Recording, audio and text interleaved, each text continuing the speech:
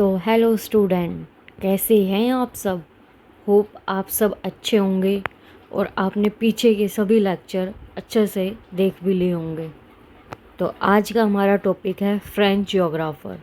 German और Roman हम कर चुके हैं, अरब कर चुके हैं, ठीक है। तो आज देखते हम फ्रेंच जियोग्राफर क्या क्या पढ़ेंगे। ज़्यादा बड़ा टॉपिक नहीं है, बिल्कुल छोटा सा टॉपिक है। फिलिपी बुआचे के बारे में स्टडी करेंगे आज हम। फ्रेडरिक रिप्ले के बारे में करेंगे, ठीक है। विडाल लीला ब्लास के बारे में करेंगे। इमैनुअल डी मार्टोनी के बारे में स्टडी करेंगे, ठीक है। जैक्वेस एलिस रिक्लस के बारे में करेंगे और जीन ब्रोंचे के बारे में करेंगे, ठीक है। बस इतना ही अपना टॉपिक है, छोटा सा टॉपिक है, जल्दी से कवर करते हैं, ठीक है। आपने अच्छे से पीछे के लेक्चर्स देखे होंगे, ठीक है। जियोमॉर्फोलॉजी की रॉक से रिलेटेड आज या कल वीडियो डाल जाएगी, ठीक है। उसको भी आप साथ साथ कर लेना, एक भी दिन आप स्किप ना करें। अपना टाइम टू टाइम जितना करवा जाए उतनी आप स्टडी टाइम टू टाइम करें, ठीक है। जैसे ही कोई यूनिट ख़त्म होती है वैसे ही हम उसके PYQ स्टार्ट कर देंगे, ठीक है। PYQ करेंगे और आपको रेगुलर अपनी क्या करनी है, स्टडी करनी है। रेगुलर अपनी स्टडी करो विदाउट वेस्टिंग योर टाइम, ठीक है। अभी हम स्टार्ट करते हैं। फ्रेंच जियोग्राफर फिलिपिन बुआचे ने, ठीक है। इन्होंने एवोल्यूशन किया था किसका, राइन ज्योग्राफी का, ठीक है। इनका ओपिनियन क्या था, जो रिवर बेसिन है ना, ठीक है, वो द बेस्ट सूटेड किसके लिए, मतलब अच्छा है नेचुरल रीजन्स के लिए, ज्योग्राफिकल स्टडी करने के लिए, ठीक है। नेक्स्ट ये उनका मैप था और ये कौन थे अपने, फिलिपिन बुआचे। फिर आते हैं फ्रेडरिक रिप्ले, ठीक है। 1806 में इनका जन्म हुआ था, 1882 में इनकी डेथ हो गई थी। ये क्या थे, एक सोशोलॉजिस्ट थे, ठीक है। Geographical determinism as a concept, इन्होंने जियोग्राफिकल डिटर्मिनिज्म को एक एज अ कॉन्सेप्ट लिया था। ही स्टडी सोशल स्ट्रक्चर, इन्होंने स्टडी की थी सोशल स्ट्रक्चर के बारे में and social orders of the European cities under different physical condition, ठीक है।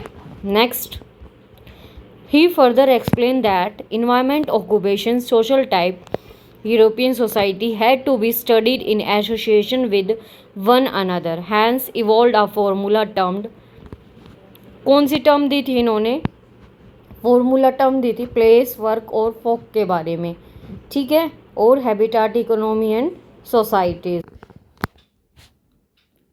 ये थे अपने फ्रेडरिक रिप्ले, ठीक है। फिर आते हैं विडाल डी ब्लास। 1845 में इनका जन्म हुआ था, 1918 में इनकी डेथ हो गई थी, ठीक है। Blache is regarded as a father of human geography. किसके फादर थे Blache, father of human geography के, ठीक है। प्रोपाउंडर थे किसके, पॉसिबिलिज्म के। किसके प्रोपाउंडर थे, पॉसिबिलिज्म के। कुछ ये जो जिन चीज़ों को मैं अंडरलाइन कर रही हूँ वो मोस्ट इम्पोर्टेंट है, ठीक है। पॉइंट टू पॉइंट मैंने इनमें डिस्कस किया हुआ है, अच्छे से देख लेना। His areas of interest were human and regional geography. जो इनका इंटरेस्टेड एरिया था वो कौन सा था, human and regional geography.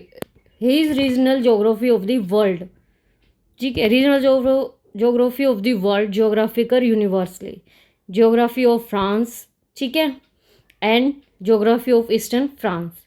Geography of France को इन्होंने क्या बोला था, टुबालो डी ला ज्योग्राफी डी ला फ्रांस, ठीक है। और ज्योग्राफी ऑफ ईस्टर्न फ्रांस को क्या बोला था, फ्रांस डी ला ईस्ट आर नॉट वर्थी, ठीक है। ये लाइन भी इम्पोर्टेंट है। His most impressive work was, कौन सा जो इनका सबसे इम्प्रेसिव वर्क रहा वो कौन सा था, प्रिंसिपल ऑफ ह्यूमन ज्योग्राफी। कौन सा था, principle of human geography, which was published by de Martonne, ठीक है। कब हुआ था, 1923 में, after the death of Blache, जब इनकी डेथ हो गई थी, ठीक है। और डेथ कब हुई थी इनकी, 1918 में, बट ये कब पब्लिश हुआ था, 1923 में। The book emphasises on the concept of book कौन सा कॉन्सेप्ट एम्फेसाइज करती है? Territorial unity. ठीक है, ये कौन थे अपने? ब्लास। फिर आते हैं इमैनुअल डी मार्टोने। ठीक है, इनका जन्म हुआ था 1873 में और डेथ हुई थी 1955 में।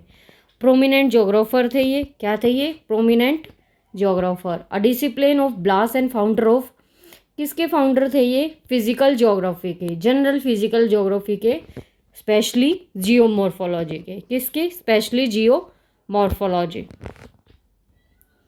His aim to lay the foundation of for a general physical geography by merging previously distinct disciplines cartography, morphology, climatology, botany and zoology।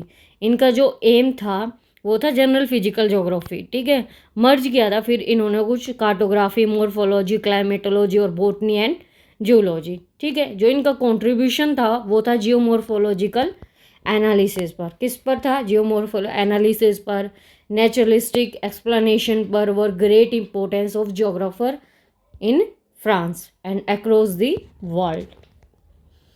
ठीक है, ये थे इमैनुअल डी मार्टोने। ठीक है, पिक्चर्स मैंने लगाई हुई है, आपको देखने में भी इजी लगेगा और समझने भी। Jacques Elisee रिकलस।